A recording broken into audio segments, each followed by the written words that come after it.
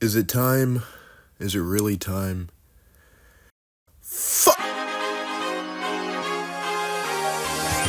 Hi, welcome back to the series where I try to make an action figure of every single Smash fighter that doesn't have one. Note that I added the try part in that sentence because today we have the Goddess of Light, PALUTENA from the Kid Icarus series. PALUTENA was voted by y'all in a survey where she even beat Tony Soprano. She's smiling! Look at the look on her face! Look at the look on her face! She's smiling! I don't even know where to start with this figure. I guess the base? So for PALUTENA, I needed two bases. The first base was this Figma female body base action figure. The base would have worked out fine except for this one tiny detail. For some reason, PALUTENA has a white stocking on one of her legs that goes past her knees. This is a problem since I'll need a single white joint to replace the peach-colored knee joint from the base figure. Instead, I did some research and found out that Bandai sells these action figure kits called 30-Minute Sisters, and it's pretty much what it says. They're all these little anime girls that you can put together, and it should take you about 30 minutes or less. Anime fan on prom night. So I bought two of these kits that fit PALUTENA's proportions, one white and one peach tone. After putting them together and switching out one of the legs for the white stocking, they turned out perfect. Now, here comes the hard part. For the hair, I couldn't find any pre-existing models online. Her Smash Ultimate model just uses a texture for her hair. The only other model I could find was from this site, and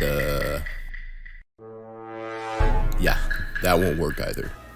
Instead, I bought this model online and customized it to match Palu's bangs, and it turned out pretty well.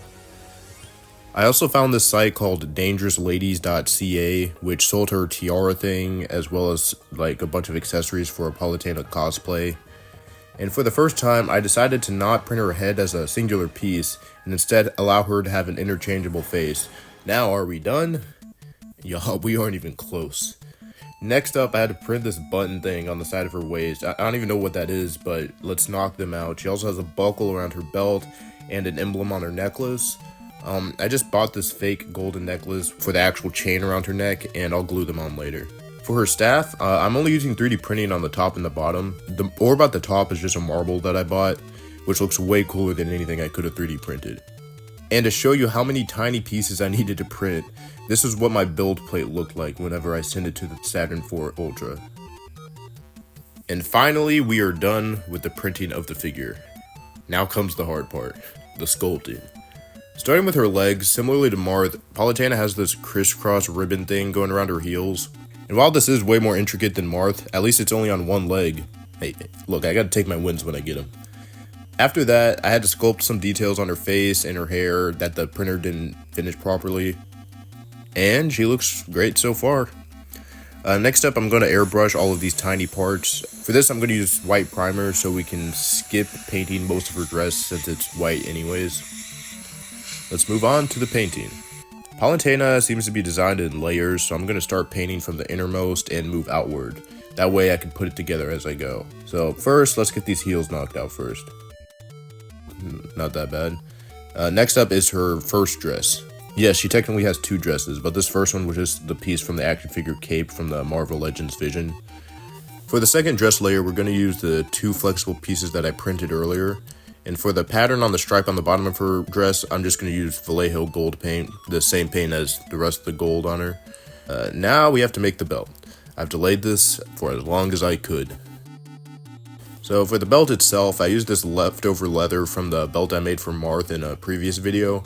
For each one of these tiny keychains around the belt, I bought these little brass rings and fit them into each loop. This process was so intricate that I had difficulty even getting it on video, so my apologies for the lack of footage here. Let's move on to the face finally. So after priming, I'm going to paint everything peach to try to match the skin tone of the base's arms and legs. After a couple of good layers, it looks very good. With the eyes, I'm using Derwent watercolored pencils again, which is especially helpful for what I think is mascara. So fun detail here, I actually destroyed one of her faces during this process and had to rip the paint off and start from scratch. This goes to show with PALUTENA, you are never safe. Her eyes were also done with the pencils except for the white dots here, which was just paint. After painting the heads, it was time to move on to the hair. This was easy, just airbrush everything green.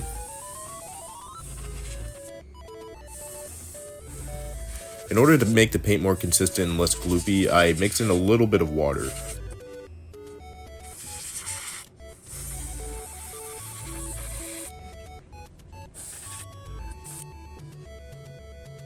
I'm airbrushing the front pieces as well here.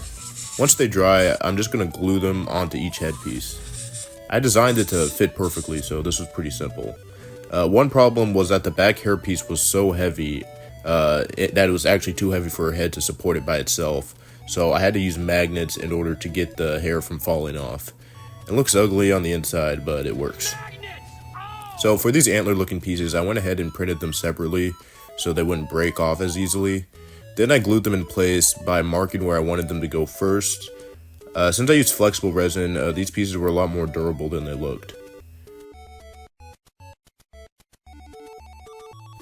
Moving along, she has what looks like to be 2 necklaces, because of course she does. This first one just came from the box of rings that I got, but the second one had a big emblem on it, and thank God it does, because I'm able to cover up some questionable sculpting by putting the emblem over it.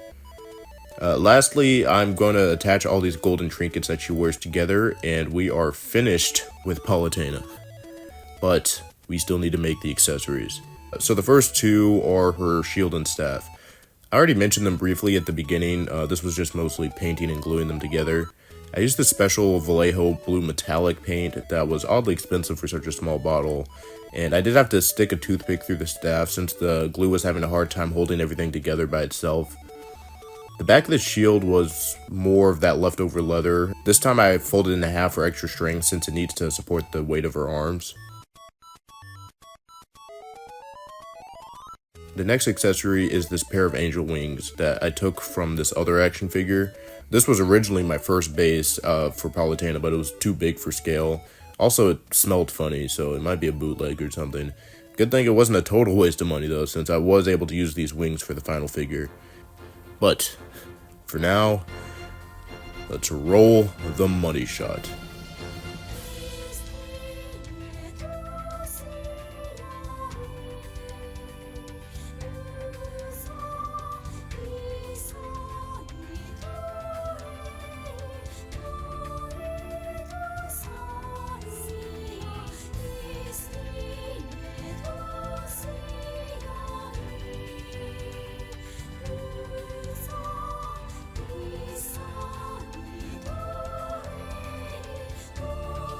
And this is PALUTENA. Y'all, I have no right to complain about how difficult Marth was. For frame of reference, Marth took me 2 months to finish. I started PALUTENA in November. It is now April. It is obviously the hardest figure I've ever made by far, but she turned out great, so I definitely think it was worth it. Surprisingly enough, making the actual body was fairly simple. In fact, she's the first figure that I didn't have to use any dye for since I came back to YouTube. For me, the difficulty came from all the accessories. Also, the first batch of Mario figures from sacredcustoms.com have been sold out, but the next batch is ready to go.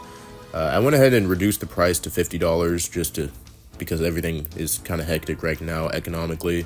So yeah, stay tuned for the next character, which is not a big 7 by the way, so it should come out very soon. But with that said, Sacred out.